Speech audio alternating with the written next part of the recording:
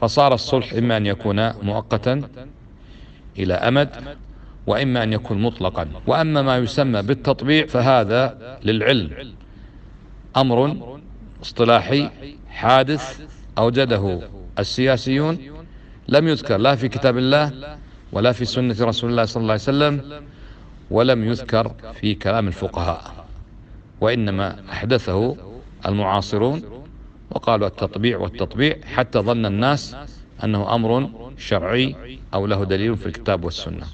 يقال صلح مؤقت وصلح مطلق. إن كان هناك من يقول صلح أبدي بمعنى أنه يلغي الجهاد يكفر بالقرآن، فهذا أمر آخر، لا لأنه صالح اليهود، ولكن لأنه كفر بالقرآن، فكفره هنا من حيث أنه كفر بالقرآن، لا لأنه صالح اليهود.